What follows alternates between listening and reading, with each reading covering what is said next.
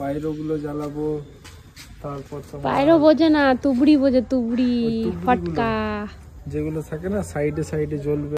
Good morning everyone, সবাই please আমাকে বকাবকি করো না, আমি অনেক দিন পর ভিডিওটা নিয়ে আসছি। এটা হলো আমার বার্থডে দিনের ফুল ভ্লগটা শুরু করেছিলাম সকাল 8টা থেকে।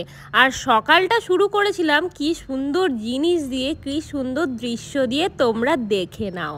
বার্থডের আগের দিন রাত থেকে আমার কাছে এত মেসেজ এসছে, এত ফোন কলস এসছে, এত উইশেস এসছে যে আমার আর কি চাই ভাই। আমার দিন তো একদম ওয়ান্ডারফুল গার্ডেন হয়ে গেছিল। ক্যাকটাস, বাবা ক্যাকটাসের এত দাম, 220 টাকা ক্যাকটাস। আমি খুব গুলিয়ে ফেলি ক্যাকটাস আর অক্টোপাস। অক্টোপাস বলতে গেলে ক্যাকটাস বেরোয়, ক্যাকটাস বলতে গেলে অক্টোপাস বেরোয়। তুমি কি বাচ্চু? হ্যাঁ, আমি কিন্তু গাছ ভালোবাসি। ভালোবাসো না না, আচ্ছা গাছ ভালোবাসে না এরকম কম মানুষই পৃথিবীতে আছে, তাই না? ভেলভেট ঘাসগুলো কার কার বাড়িতে লাগানো আছে কমেন্ট সেকশনে জানান তো। আমাদের জন্য রিভিউটা অনেকটাই বেশি জরুরি, কারণ আমার নতুন বাড়ির ছাদে ছাদ বাগান গড়ার প্ল্যান হচ্ছে। জানি না কতটা কি করতে পারবো। নাউডেজ আমরা ঘরে খুব একটা টাইম দিতে পারি না বলে ট্রি প্ল্যান্টিং করা হয় না, কিন্তু অনেক দিনের স্বপ্ন, অনেক দিনের শখ বলতে পারো।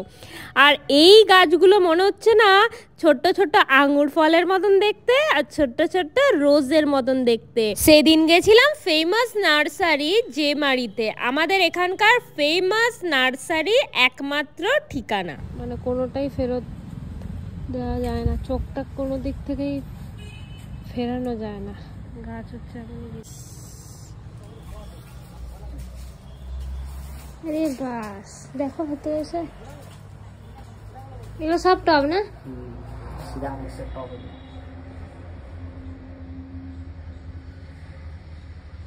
ঠিক থাকে? ঝোলানো তো জায়গা নেই। সাথে রোজকে লাভের সিগনেচার বলা হয়। সাথে রোজ ইজ রোজ, রোজের ওপরে কোনো কিছু নেই। সিরিয়াসলি আমি যখন ঘরে থাকবো, মানে যখন ঘরে একটু টাইম দিতে পারবো, পুরোপুরি একটা সাইডে পুরো রোজ লাগিয়ে দেবো, পুরো রোজই থাকবে, বুঝলা? একটা সাইড পুরো রোজ থাকবে যখন ছাদ বাগান হবে।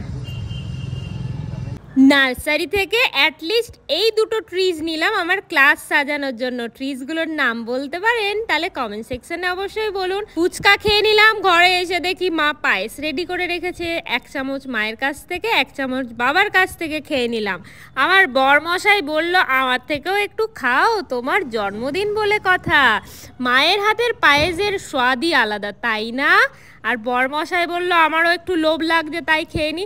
আচ্ছা, বিয়ে বাড়ি যাওয়ার ফলে এত খাবার খেয়েছি, মাকে তাই বললাম মা সিম্পল কিছু ভাজাভুজি রান্না করো। দুপুরে জমিয়ে মাছ ভাত খেয়ে আমরা একটু ঘুরু করতে বেরোলাম। একদম নিয়ারেস্ট টুরিস্ট স্পটের মধ্যে মাইথন পড়ে। তো মাইথনে ছোট থেকেই ঘুরি, কিন্তু জানি না কেন মাইথন ঘোরার শখটা আমাদের পূরণ হয় না। প্রত্যেক বছর যেন আলাদা রূপে আমাদের এই মাইথনের জলাধার সেজে ওঠে।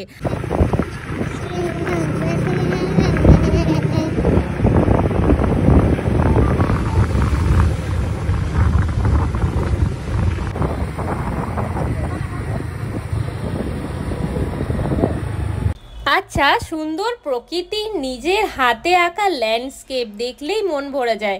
আরও দিল খুশ হয়ে যায় এই পিঙ্ক কালারের হাওয়াই লাড্ডুগুলো দেখলে। ছোট থেকে বড় সবার প্রিয়। আমার বর তো কিনে দেবে না, বলে টাকা পয়সা দিয়ে হাওয়া কিনে দেব না। তারপর চলে গেলাম সোজা নদীর ধারে। আহা, সেই দৃশ্য দেখলে মন ভরে যায়। এই সুযোগে বরকে বলছিলাম আমাকে কি গিফট দেবে না, আমার আজকে বার্থডে। তাই বর সোজা নিয়ে চলে গেল আমাকে আসানসোলের ক্রোমা স্টোরে। তো আমার খুব দরকারি জিনিসের মধ্যে এই পাওয়ার ব্যাংকটা ভীষণ দরকার ছিল, কারণ যেহেতু ভিডিও করি, ভিডিও করার জন্য প্রচণ্ড পরিমাণে চার্জ খেয়ে নেয়, তাই ভয়ে ভিডিও করতে হয়।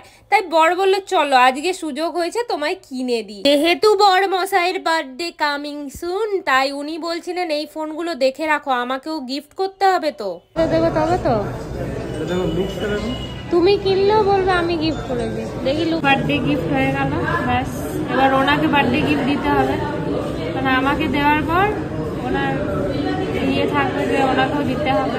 আমার আইফোনটাও ক্রোমা স্টোর থেকেই নেওয়া, ওনাদের বিহেভিয়ার অ্যান্ড কালেকশন আমার খুব ভালো লাগে। তো ওখান থেকে সোজা বেরিয়ে চলে গেলাম বাড়ির উদ্দেশ্যে। এই ব্লগটা এতদূর রইলো, ভালো থাকবেন, সুস্থ থাকবেন, দেখা হচ্ছে নেক্সট কোনো ভিডিওতে। Till then take care, tata, bye by.